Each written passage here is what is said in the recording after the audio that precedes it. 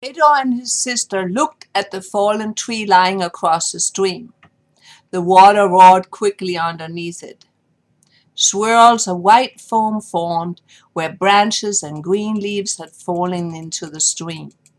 Sister said, "I'm afraid of the water. It moves so fast." Kato answered, "It'll be okay, sister. I'll walk across the stream first to show you that it's safe." So he climbed over the roots of the tree to where the tree trunk broke in the storm. He jumped down onto the rough bark on the fallen tree and started to walk across the stream. The water rushed underneath him, making loud noises. He almost lost his balance. When Kato reached the middle of the stream, spray from the water hit his face and wetted the tree trunk. He stepped onto a wet piece of the tree where there was no bark. His front paws slid out from under him. He rolled onto his side and slipped into the raging cold water. Gulping for air, he floated down the rapidly moving stream with his back feet kicking in the water, trying to reach the bottom. However, he could not feel the bottom, and he could not keep his head above water. With eyes closed, he tried to hold his breath. But the water was freezing cold, and he took in a deep breath of water. Suddenly, Kato felt his body tightening as strong toes gripped him from above and lifted him into the sky. He inhaled a lot of air, coughed, and spit out water.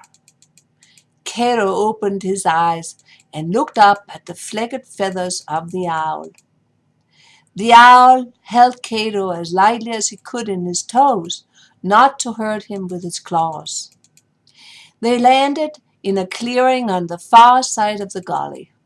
The owl released Kato from his grip and flew away without a sound. Kato looked to see where the owl flew, but collapsed shivering on the ground. His eyes closed, and everything went dark and quiet. Meanwhile, the owl flew back to get Kato's sister and took her across the stream the same way to the clearing. Then the owl left to get some help. Kato felt a rough tongue licking his fur and quickly got up. All he could see was two yellow eyes in a furry white face with a twitching pink nose. Long white whiskers moved up and down as his sister continued to wash her brother. "Are you okay?" asked his sister. "No, not really," replied Kato. "I'm cold, wet, and very tired. How did you get here?" "The owl brought me here the same way as you," she answered. Nodding his head, Kato fell asleep as his sister continued to wash him. Laying down, she snuggled next to him under the tree as the sun set.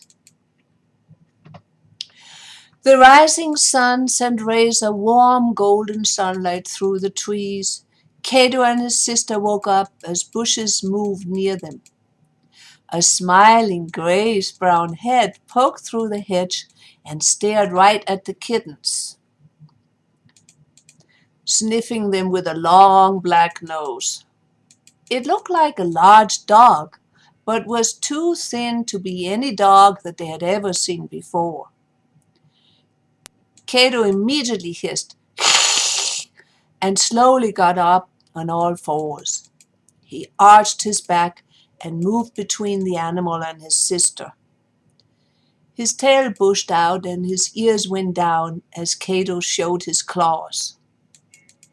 "Now hold on, little one," said the animal. "I'm not going to harm you. I owe my life to a mother cat that took me in as a little pup and saved me from dying. I would never do anything to harm a cat." Kato asked, "So who are you?" The animal grinned and said, "I'm Coyote. The owl asked me if I would come over here to help you.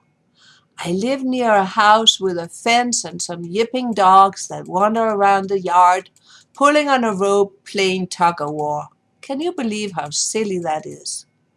And besides, those dogs don't really know how to yip. Let me show you how to yip. Yip, yip, yip, yip, yip, yip, yip, he barked into the sky. Coyote then looked back at the kittens and grinned.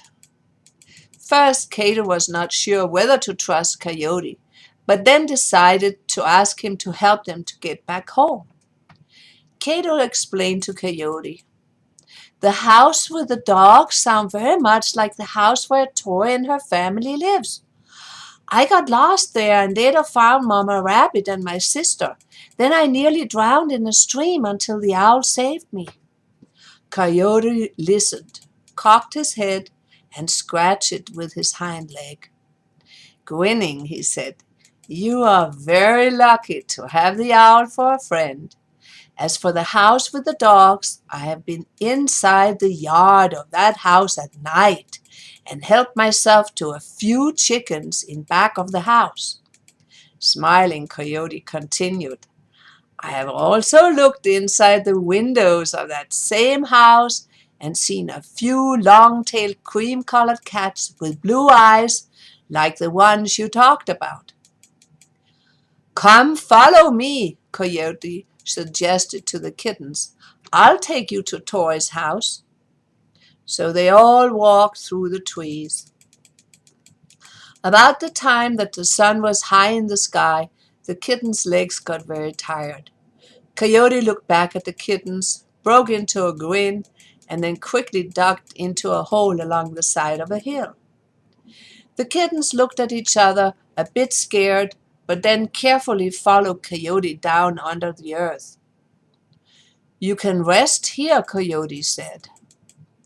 Coyote's den smelled musty. It had lots of cobwebs, some small white bones, and some yellow-colored bird feet scattered about. Coyote smirked and said, "Don't pay any attention to my messy home. I'm going to clean it up as soon as the weather gets warmer." Kato asked Coyote if he would wake them up after they took a nap. He now trusted Coyote. The kittens then curled up together in a corner and purred themselves to sleep. Coyote left them alone. Later, a cold and wet nose pushed against them. "Time to get up, my friends," said Coyote. "You need to get through the fence and up to the house when the dogs are being fed. They cannot chase you while they are eating." Kato and his sister stretched their legs, yawned, rolled over, and then got up. Both arched their backs and extended their front legs as far as they could reach. Kato told his sister to stay there and rest while he followed Coyote to Tori's house to make sure it was safe before she could go. Coyote and Kato followed a short path. Soon they came to a chain fence. While smiling broadly, Coyote showed Kato where he had covered up a tunnel under the fence with some branches and leaves. Uncovering the hole, they both crawled low to the ground under the fence and slipped quietly into the yard. They could hear music and smell smoke. In the distance, dog barked. Coyote and Kato got up and followed the sounds until they saw the big house. The music sounded cheerful, and the house had many bright lights outside. Smoke came from the chimney. They waited.